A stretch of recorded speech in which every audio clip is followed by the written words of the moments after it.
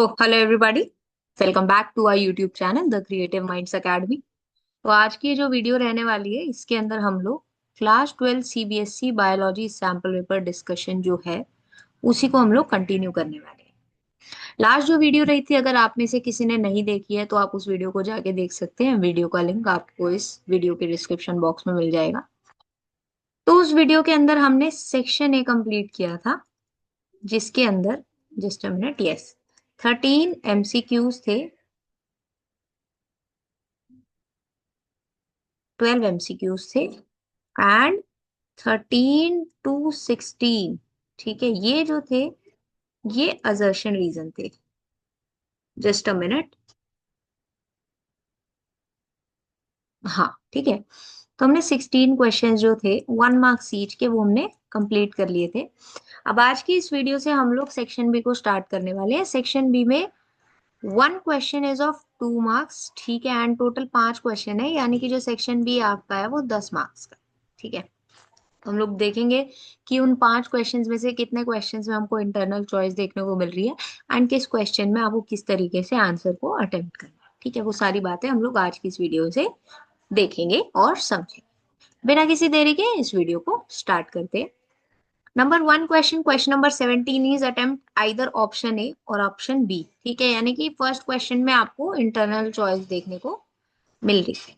ठीक है, अब क्वेश्चन क्या है, ए पार्ट है, ड्यूरिंग आर्टिफिशियल हाइब्रिडाइजेशन। अब आर्टिफिशियल हाइब्रिडाइजेशन क्या होता है, जब आर्टिफिशियली हाइब्रिडाइज करवाया जाता है, ठीक है, प्लांट्स के अंदर, ताकि हमको डिजायर्ड कैरेक्टर्स मिल सके, है ना। It is important to ensure that only desired pollen grains are used for pollination. ठीक है, हाउ इज इट इंश्योर्ड, क्या बोल रहे हैं, ये बोल रहे हैं कि आर्टिफिशियल हाइब्रिडाइजेशन के दौरान ये इंश्योर करना बहुत जरूरी है कि सिर्फ जो डिजायर्ड पॉलन ग्रेन्स हैं वही पॉलिनेशन के लिए यूज हो। अब ये क्यों जरूरी होता है, इसीलिए जरूरी होता है ना, व्हाई, बिकॉज हम यहाँ पर डिजायर्ड कैरेक्टर्स ही चाह रहे हैं, है ना। तो चलो देखते हैं पहले आंसर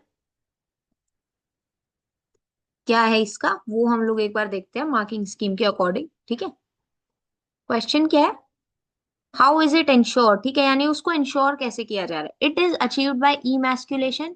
अब इमैस्कुलेशन क्या होता है, emasculation is removal of anthers, है ना, एंड बैगिंग टेक्निक्स। ठीक है, बैगिंग टेक्निक्स होती है ना, बैग डाल दिया जाता है। ठीक है, क्या किया जाता है, by emasculation and bagging techniques के थ्रू क्या किया जाता है, आर्टिफिशियल हाइब्रिडाइजेशन में इस बात को इंश्योर किया जाता है कि जो डिजायर्ड पॉलन ग्रेन्स है सिर्फ वही क्या हो, पॉलिनेशन के लिए यूज हो। अभी इमैस्कुलेशन क्यों किया जा रहा है ये, अच्छा, कौन से प्लांट्स के अंदर किया जाएगा, ये कौन से प्लांट्स के अंदर किया जाएगा ये आप लोग को पता होना चाहिए, क्योंकि sexual reproduction in flowering plants को हम जो है कंप्लीट कर चुके हैं। ठीक है, क्या होता है बेसिकली, इमैस्कुलेशन जो होता है वो एक बाइसेक्सुअल फ्लावर के अंदर, ठीक है, बाइसेक्सुअल फ्लावर के अंदर इमैस्कुलेशन किया जाता है। क्यों किया जाता है, ताकि वहां से एंथर्स रिमूव हो सके। ठीक है, now if the female parent bear bisexual flowers, लिखा हुआ है, removal of anthers from the flower bud before the anther dehiscence using a pair of forceps is necessary. This step is refer to as emasculation. अब यहाँ पर आपको emasculation की definition भी दी हुई है, देखो 2 मार्क्स में आपसे पूछा हुआ है, तो 2 मार्क्स के अंदर आप ऐसा नहीं है ना कि सिर्फ इतना लिख के आ जाओगे और आपको मार्क्स मिल जाएंगे, नहीं।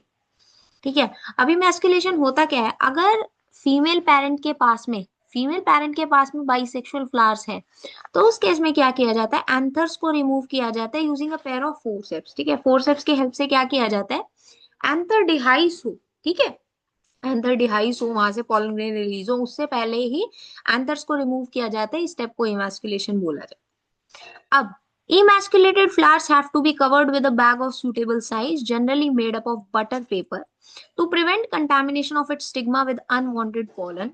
This process is known as bagging. अब क्या हुआ है, जो इमैस्कुलेटेड फ्लावर्स है जहां से एंथर्स को रिमूव किया गया है, ठीक है, जब वहां से एंथर्स को रिमूव किया गया है, यानी कि उसको क्या किया जा रहा है, आर्टिफिशियल हाइब्रिडाइजेशन के लिए प्रिपेयर किया जा रहा है। अब उस केस में क्या किया जाता है, एक सूटेबल साइज के बैग की हेल्प से उन फ्लावर्स को कवर किया जाता है, and that bag is generally made up of butter paper. ठीक है, अब क्या किया जाता है, ताकि वहां पे स्टिग्मा का कंटेमिनेशन ना हो, ठीक है, स्टिग्मा के ऊपर कोई कंटेमिनेशन ना हो। कंटामिनेशन का मतलब यहाँ पे सिर्फ ये नहीं है कि कोई भी फॉरेन पार्टिकल, नहीं, कोई भी अनडिजायरेबल पॉलन ग्रेन भी अगर आएगा तो वो भी वहां पर कंटामिनेशन ही है, ठीक है। तो कंटामिनेशन को प्रिवेंट करने के लिए वहां पर बैगिंग की जाती है, ठीक है। एंड इस तरीके से वहां पर बेसिकली इंश्योर किया जाता है आर्टिफिशियल हाइब्रिडाइजेशन के दौरान कि सिर्फ डिजायर्ड पॉलन ग्रेन्स ही पॉलिनेशन के लिए यूज, ठीक है। आई होप यहाँ तक आपको समझ में आया। अब देखो यहाँ पे आप इमैस्कुलेशन के बारे में लिखोगे आपको 1 मार्क्स मिल जाएगा, आप बैगिंग के बारे में लिखोगे आपको 2 मार्क्स मिल जाएंगे, ठीक है। अब अगर आपने ये क्वेश्चन कर दिया तो आपका खत्म हो गया, बट अगर आपने ये नहीं किया है तो आप सेकंड क्वेश्चन को देखो। Why is manual transfer of desired pollen grains relatively easy in pea plants for hybridization, but in wheat pollen grains are often utilized from pollen banks for hybridization purposes। यानी कि अभी क्या बोल रहे हैं, P plants के अंदर manual transfer of desired pollen grains easy क्यों होता है अगर हम कंपेयर करें वीट से, ठीक है। वीट के अंदर क्या किया जाता है, जो पोलन ग्रेन्स होते हैं, ठीक है, वो कहाँ से लिए जाते हैं, पोलन ग्रेन से, सॉरी पोलन बैंक से लिए जाते हैं हाइब्रिडाइजेशन पर्पसेस के लिए, ठीक है। तो वहां पर ये डिफिकल्ट क्यों है एंड पी प्लांट्स के अंदर इजी क्यों है वो आपको एक्सप्लेन कर, ठीक है। आंसर देखते हैं। In pea plants, manual emasculation is easier and pollen grains are viable for months as it belong to family Leguminosae. Very very important point, ठीक है। क्या होता है बेसिकली, जो पी प्लांट्स होते हैं ना वहां पे जो pollen grains होते हैं वो वायबल होते हैं, ठीक है। अब वायबल क्या होता है बेसिकली, वायबिलिटी क्या होता है, pollen वायबिलिटी, ये काफी इंपॉर्टेंट कॉन्सेप्ट है, ठीक है। pollen वायबिलिटी बहुत, आई गेस कुछ ना कुछ इधर प्रॉब्लम है, चलो देखेंगे। पॉलन वाइबिलिटी क्या होता है कि कितने टाइम तक पॉलन ग्रेन्स एक्टिव स्टेट में है या उस पर्टिकुलर स्टेट में है कि उनको जर्मिनेट किया जा सकता है, ठीक है। तो वो क्या होता है बेसिकली, वो टाइम पीरियड जो होता है वो एक पॉलन ग्रेन की वाइबिलिटी होती है, ठीक है। तो अब टी प्लांट्स के अंदर क्या होता है, लेग्यूमिनोसी फैमिली से क्योंकि बिलोंग करते हैं तो वहां पे जो वाइबिलिटी होती है वो काफी ज्यादा होती है, काफी मंथ्स तक जो पॉलन ग्रेन्स है वो वाइबल होते हैं, ठीक है। बट वीट फ्लावर्स के अंदर क्या होता है, वीट फ्लावर्स को स्पाइकलेट्स भी बोला जाता है, इन्फ्लोरेसेंस की फॉर्म में होते हैं, ठीक है। पॉलन ग्रेन्स जो है वो आधे घंटे के अंदर, जैसे ही पॉलन ग्रेन्स शेड हुए हाफ एन आवर के अंदर उनकी वायबिलिटी खत्म हो जाती है, ठीक है। उनकी जो वायबिलिटी है वो खत्म हो जाती है। अगर आधे घंटे के बाद में वो लैंड करेंगे दैट, तो वो उस केस में जर्मिनेट नहीं कर पाएंगे, ठीक है। उस केस के अंदर जो पॉलन ग्रेन्स हैं वो जर्मिनेट नहीं कर पाएंगे, ठीक है। वहां पे जर्मिनेशन नहीं होगा, ठीक है, जर्मिनेशन नहीं होगा। दैट मीन्स कि वायबिलिटी का जो रिलेशन है वो डायरेक्ट है जर्मिनेशन के साथ में। वायबिलिटी ज्यादा है अगर, ठीक है, काफी लंबे टाइम तक है तो वो जर्मिनेट काफी लंबे टाइम तक रखने की एबिलिटी है उसके पास में। बट अगर वायबिलिटी कम है तो जर्मिनेशन एबिलिटी भी कम होगी, ठीक है। काफी इजी क्वेश्चन था, आई होप यहाँ तक आपको समझ में आया। Now let's move on to the next question, question number 18। अब इस क्वेश्चन को इंटरनल चॉइस नहीं है। How is the rate of initiation of RNA polymerase at a given promoter in a transcriptional unit of prokaryotes regulated? देखो क्या बोल रहा है, आरएनए पॉलीमरेज का रेट ऑफ इनिशिएशन एक गिवन प्रमोटर के ऊपर ट्रांसक्रिप्शनल यूनिट में किस तरीके से रेगुलेट होता है, एंड पूछा गया आपके पास प्रोकैरियोट्स के अंदर पूछा हुआ है, ठीक है। तो क्वेश्चन को देखते हैं। In a transcription unit, the activity of RNA polymerase at a given promoter is regulated by accessory proteins that have an ability to recognize start sites। देखो ये बहुत इंपॉर्टेंट पॉइंट है। क्या होता है बेसिकली, मेरे लैपटॉप में कुछ प्रॉब्लम है। क्या होता है बेसिकली, ध्यान से समझो। असेसरी प्रोटीन्स जो होते हैं, ठीक है, असेसरी प्रोटीन्स के पास में एबिलिटी होती है, क्या कर सकते हैं, स्टार्ट साइट्स को रिकॉग्नाइज करते हैं, ठीक है। जो असेसरी प्रोटीन्स होते हैं वो स्टार्ट साइट्स को रिकॉग्नाइज कर सकते हैं, ठीक है। तो क्या होता है basically, activity of RNA polymerase जो है वो इन्हीं की हेल्प से क्या होती है, रेगुलेट होती है। अब क्या होता है, these regulatory proteins can act both positively and negatively, ठीक है, with the operator which is adjacent to the promoter in an operon unit. Operon unit क्या होती है, ये सारी बातें बहुत जल्दी यूट्यूब चैनल के ऊपर आएंगी, ठीक है। सारी बातें हम लोग उसके अंदर करेंगे। क्या होता है बेसिकली, जो ये रेगुलेटरी प्रोटीन्स होते हैं ना, ये एज एन एक्टिवेटर भी काम कर सकते हैं एंड एज रिप्रेसर भी काम कर सकते हैं। ठीक है, ये एज एन एक्टिवेटर भी काम कर सकते हैं एंड ये रिप्रेसर भी काम कर सकते हैं। अब डिपेंड किस पे करता है कि एज एन एक्टिवेटर काम करेंगे या रिप्रेसर पे। ठीक है, ये किस पे डिपेंड करता है बेसिकली, उस प्रोमोटर पे। ठीक है, जो ऑपरेंड यूनिट में है। ठीक है, ध्यान से सुनो। These can act as both positively and negatively with the operator, उस ऑपरेटर के साथ में जो प्रमोटर के साथ में ऑपरेंड यूनिट में अटैच्ड है। ठीक है, उसके अकॉर्डिंगली ही ये क्या करते हैं, या तो एज एन एक्टिवेटर काम करेंगे या फिर एज रिप्लेसर ये काम करेंगे। ठीक है, चलो, आई होप यहां तक आपको समझ में आया।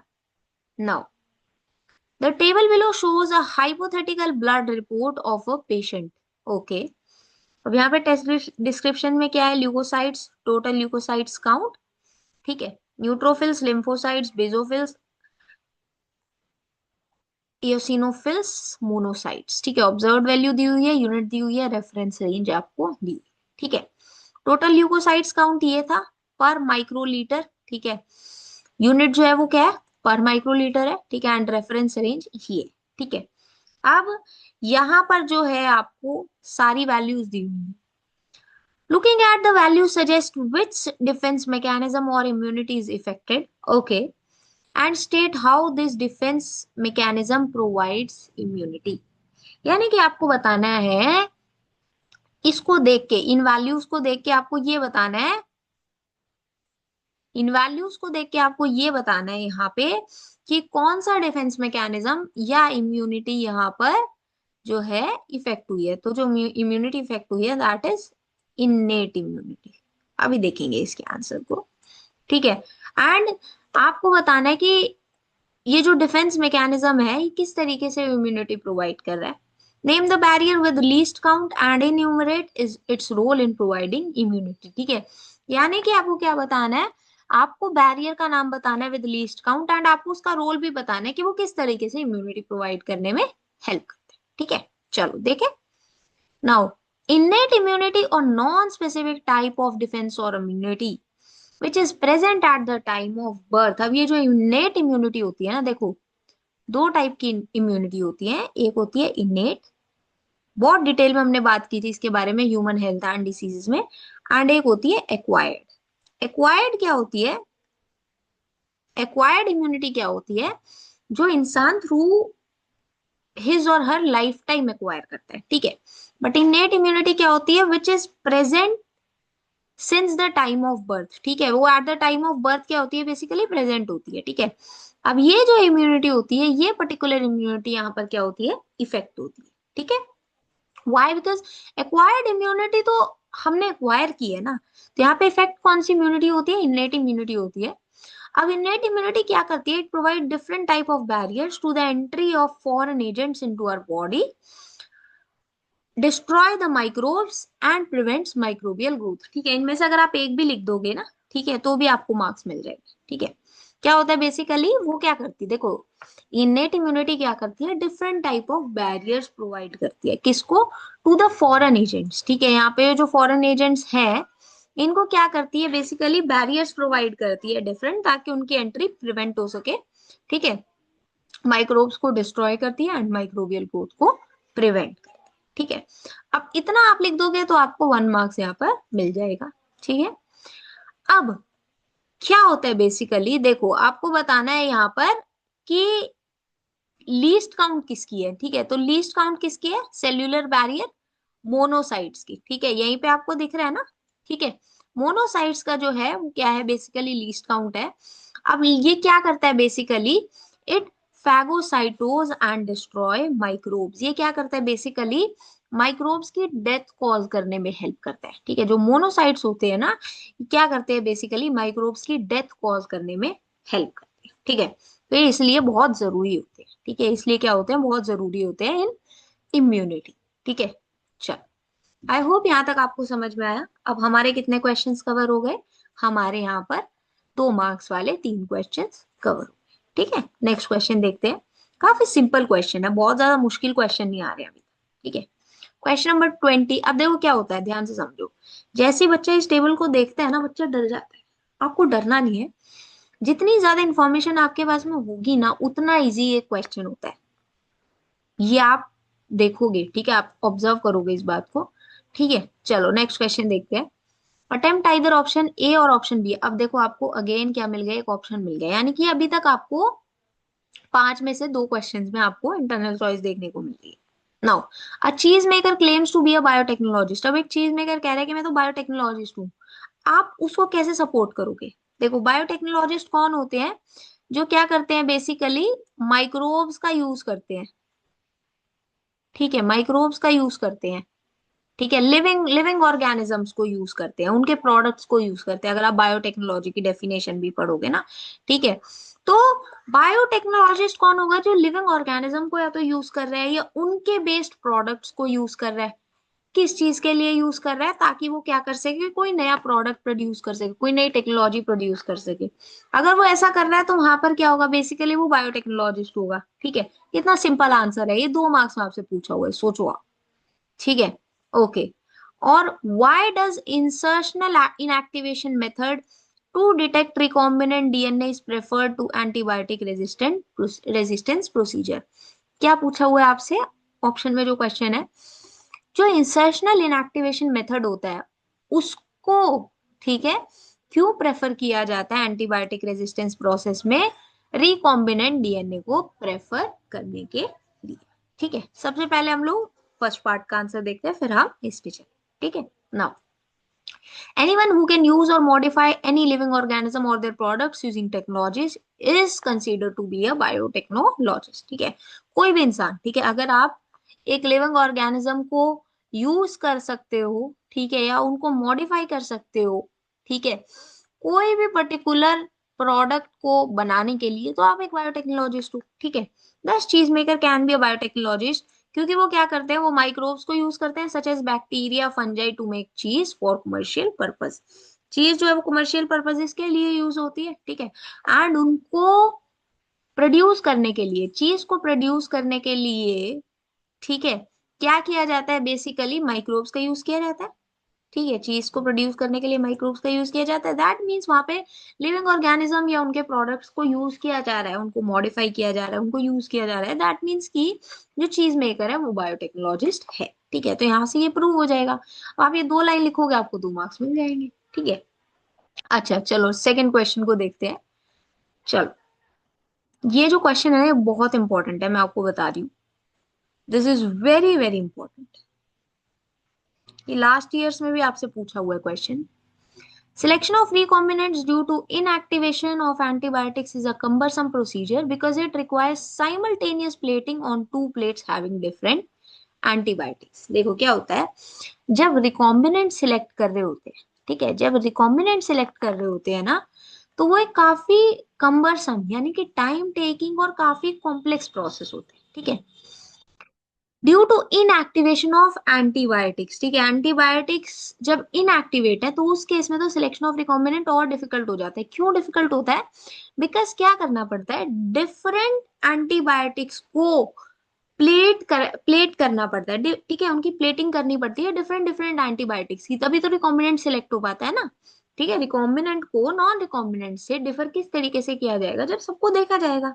तो वो जो होता है वो प्रोसेस काफी टाइम टेकिंग होता है। ठीक है, इंसर्शनल इनएक्टिवेशन मेथड में क्या किया जाता है, insertion of recombinant DNA within the coding sequence of enzyme beta galactosidase results into the inactivation of this enzyme and colonies do not produce any color.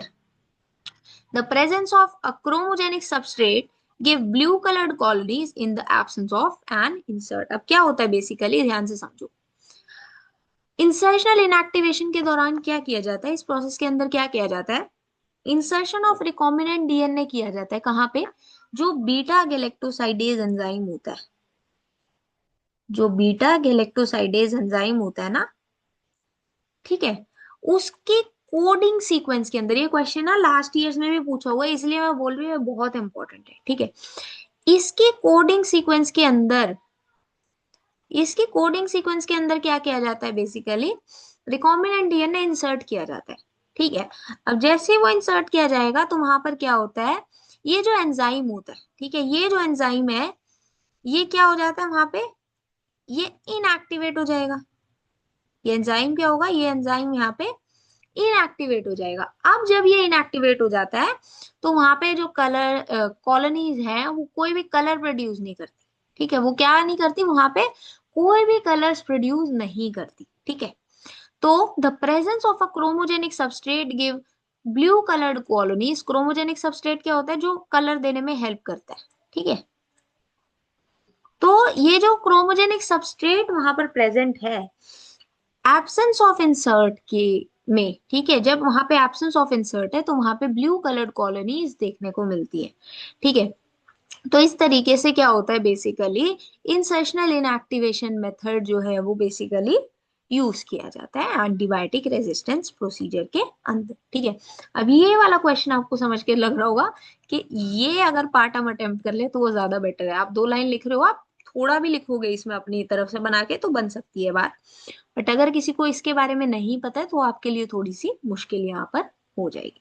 ठीक है, अच्छा ये जो पीडीएफ रहेगा ना, आप हमारे टेलीग्राम चैनल जो कि द क्रिएटिव माइंड्स एकेडमी के नाम से है, जिसका लिंक आपको वीडियो के डिस्क्रिप्शन बॉक्स में मिल जाएगा, वहां से आप डाउनलोड कर सकते हो।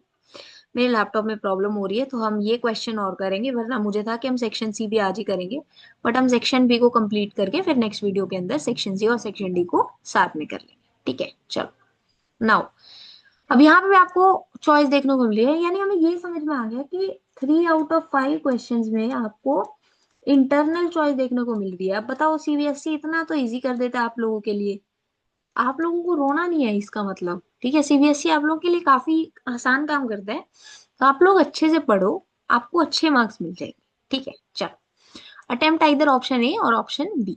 Now compare the two ecological pyramids of biomass 1 and 2। अब यहाँ पे ना आपको 2 पिरामिड्स दिए हुए हैं, पिरामिड ऑफ बायोमास। ठीक है, आपको इन दोनों को कंपेयर करना है एंड आपको बताना है and explain the situation in which this is possible. आपको बताना है कौन सी सिचुएशन के अंदर ये पिरामिड्स पॉसिबल है। ठीक है, अच्छा सेकंड पार्ट क्या है, ए का सेकंड है। अब देखो इसमें समझो, आप मान लो आपने ये शुरू कर दिया, ठीक है, तो आप ऐसे नहीं करने बैठोगे कि अब मेरे को इसका तो फर्स्ट वाला पार्ट आता है, अच्छा बी का देखूं तो बी का तो मेरे को सेकंड पार्ट आता है, ये कर देता हूं, ऐसे नहीं करना। ठीक है, ऐसे आपको नहीं करना है। ये आप करोगे तो वो गलत हो जाएगा, आपको मार्क्स फिर फर्स्ट वाले के फर्स्ट के ही मिलेंगे। ठीक है, तो ज्यादा चालाक नहीं बनना। चलो, construct an ideal pyramid of energy if 2 lakh joules of energy, joules of sunlight is available. ठीक है, आपको बताना है आइडियल पिरामिड ऑफ एनर्जी आपको बनाना है। ठीक है, चलो दोनों को देखते हैं। अब सबसे पहले अगर बात की जाए ये पिरामिड ऑफ बायोमास और ये पिरामिड ऑफ बायोमास, ठीक है, फर्स्ट पिरामिड जो है दिस इज अपराइट, देख रहे हो आप इसको, दिस पिरामिड इज अपराइट। अब ये क्या है basically, it corresponds to the terrestrial ecosystem. ठीक है, it corresponds to terrestrial ecosystem. देखो क्या होता है जब पिरामिड अपराइट होता है, ठीक है, जब पिरामिड अपराइट होता है, अपराइट का मतलब क्या होगा बेसिकली, प्रोड्यूसर्स के पास में मैक्सिमम बायोमास होगा।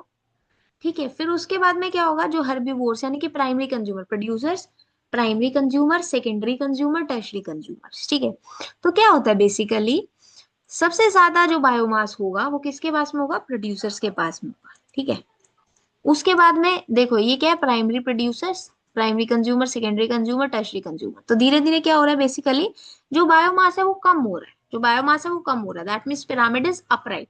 तो ये क्या दिखा रहा है, एक टेरेस्ट्रियल इकोसिस्टम को दिखा रहा है। ठीक है, टेरेस्ट्रियल इकोसिस्टम के अंदर ये हो सकता है। Second pyramid refers to a small standing crop of phytoplankton supporting a large standing crop of zooplankton or aquatic ecosystem. अब second जो pyramid है, this is inverted.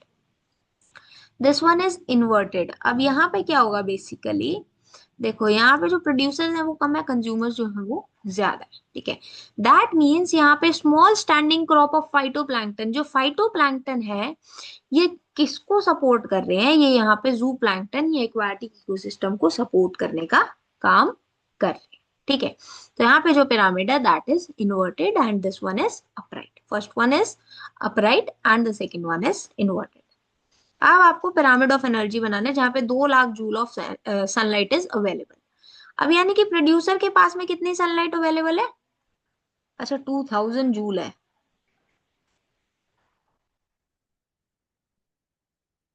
ओके, चलो इसको देखते हैं। अब देखो क्या होता है, 10% लॉ यहाँ पे फॉलो होता है एनर्जी ट्रांसफर के अंदर। एनर्जी ट्रांसफर के अंदर क्या होता है, 10% लॉ फॉलो होता है, यानी कि only 10% of the energy of the previous trophic level is transfer to the next trophic level. अब यहाँ पे अगर 2000 जूल प्रोड्यूसर के पास में है, तो 2000 का 10% कितना होगा। वैसे तो मैं ऐसे भी बता सकती थी, बट मैं आपको करके दिखा रही हूँ। तो जो प्राइमरी कंज्यूमर होंगे उनके पास में 200 जूल, फिर उसके बाद सेकेंडरी कंज्यूमर के पास में 20 जूल, टर्शरी कंज्यूमर के पास में 2 जूल। इस तरीके से आप पिरामिड बना दोगे तो आपको 1 मार्क्स मिल जाएंगे। ठीक है, ये चैप्टर्स भी अभी हम लोग कवर करेंगे।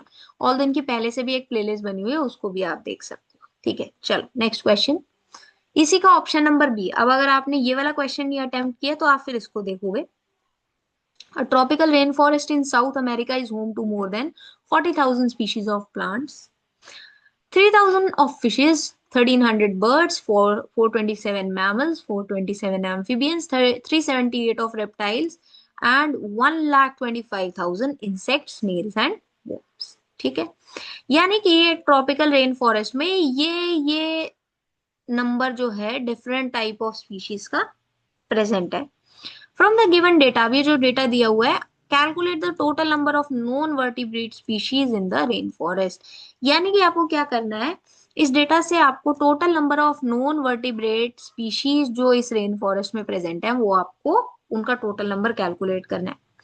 फिर आपको क्या करना है, आपको एक रीजन देना है ताकि आप जस्टिफाई कर सको ये जो ह्यूज डिफरेंस देखने को मिल रहा है in the number of plant and animal species. ठीक है, प्लांट्स और एनिमल स्पीशीज के बीच में जो इतना ह्यूज नंबर आपको देखने को मिल रहा है, आपको इसको क्या करना है, बेसिकली जस्टिफाई करना है। ठीक है, तो सबसे पहले अगर हम लोग बात करें इसकी, ठीक है, तो आपको क्या करना है, नॉन वर्टिब्रेट स्पीशीज का नंबर बताना है, तो आप यहाँ पे कैलकुलेट करना शुरू करो। 3,000, 1,300, 427, 427 और 378। ठीक है, यहीं से आप कैलकुलेट करोगे। ठीक है, ये क्या हो गए, ये हो गए बेसिकली वर्टिब्रेट्स। ठीक है, इनका नंबर आपने कैलकुलेट किया तो ये आ गया इनका नंबर। ठीक है, अच्छा ये जो था ये फर्स्ट ही पार्ट था इसका, यानी यहाँ पे ये जो होगा ये सेकंड पार्ट होगा। ओके चलो, अब आपको ह्यूज डिफरेंस इन नंबर इसको जस्टिफाई करना है। Animals are mobile and can migrate to escape harsh conditions or explore new areas। अब एनिमल्स क्या होते हैं, वो तो चल सकते हैं, प्लांट्स तो नहीं चल सकते। ठीक है, प्लांट्स जो है वो एस्केप नहीं कर सकते हार्श कंडीशन को। ठीक है, अडेप्टेशंस होती हैं, बट अगर बात की जाए तो उसके अंदर एनिमल्स जो है दे आर बेटर सूटेड, ठीक है, as compare to plants. Animals have adapted to changing environment, developing complex nervous system and receptors. Their responses are adaptive and ensure survival. Plants being fixed have fewer evolutionary adaptation for water, mineral and sunlight। अब आप देखो यहाँ लिखा हुआ है any one, आप इनमें से कोई एक रीजन भी लिखा होगे ना, आपको तब भी मार्क्स मिल जाएंगे। ठीक है, सीबीएसई बोलता है ऐसा।